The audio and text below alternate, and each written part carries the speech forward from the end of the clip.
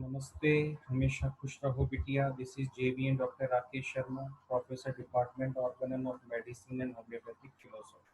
Our today's session is Carol Dunham Philosophy, Chapter 50, The Dose in Drug Proving.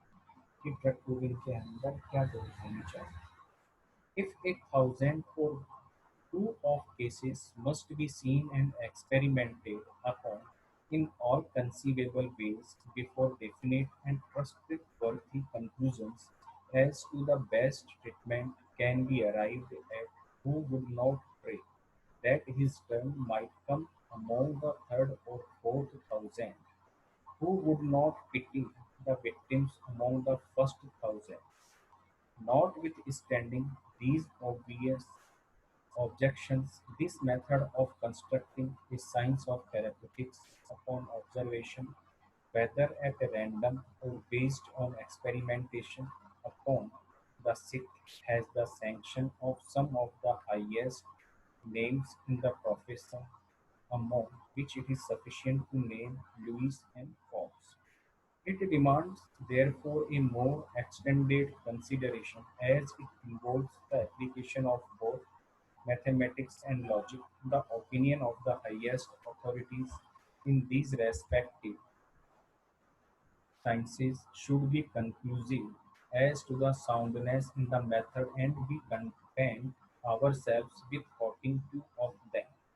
Pushed to its extreme logical consequences, it will tend to make all rational medication radically disappear from medicine by conducting the practitioner to make random trials of certain therapeutics measures with the object of nothing down with minute precision the numerical results of their application.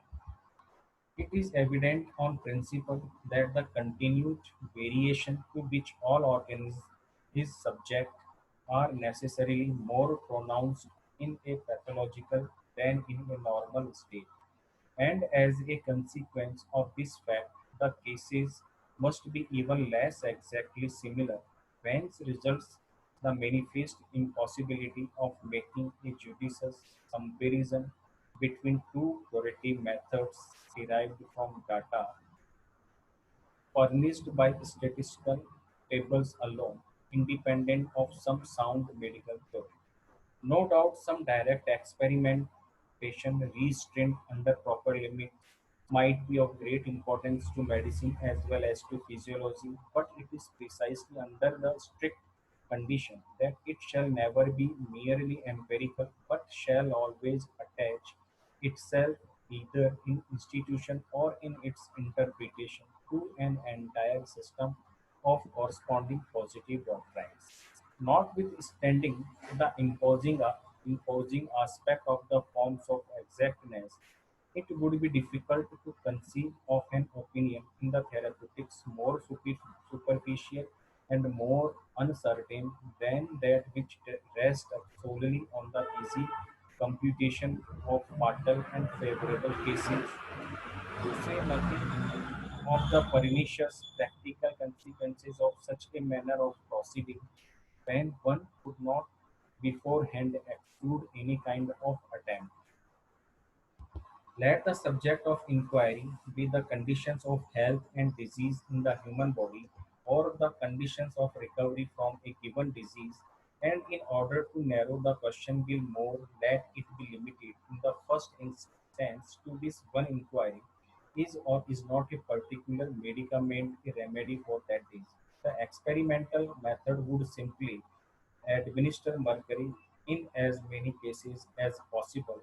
Nothing the age, sex, temperament, and other peculiarities of bodily constitution, the particular form and variety of the disease, the particular stage of its progress, remarking in which of these cases it produced a salutary effect, and with what circumstances it was on those occasions combined. We require also that none of the circumstances which we do know of shall have effects susceptible of being confounded with those of the agent whose properties we wish to study.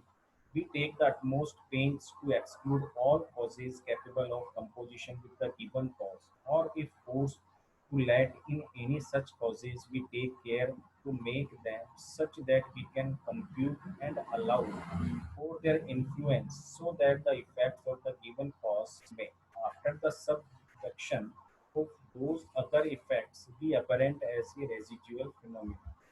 Has a rational medicine accomplished nothing? But it may reasonably be asked, can it be possible that a large number of men of every generation, since Hippocrates and among them some of the brightest intellects the world has known, should have been engaged in the study and practice of medicine with no better result than this? A simple vacuity. I admit that rare intelligence and devotion of the laborers, but in the first place, the task is mightier than any other achieved by man. May it not reasonably require ages to complete its plan? Again, labor, however intelligent and devoted if misdirected, must fail of its end. If one generation of intellectual giants erect a towering fabric and their equally lusty successors demolish it, what does the third inherit save a heap of rubbish which it may require the best years of its life to clear away?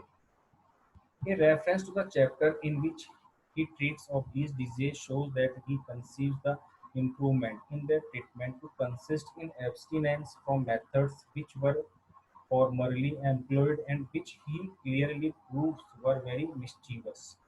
For example, bloodletting, apoplexy, pneumonia, ये सब method थे जो. The former formula for improvement of all kind is cease to do evil, learn to do well.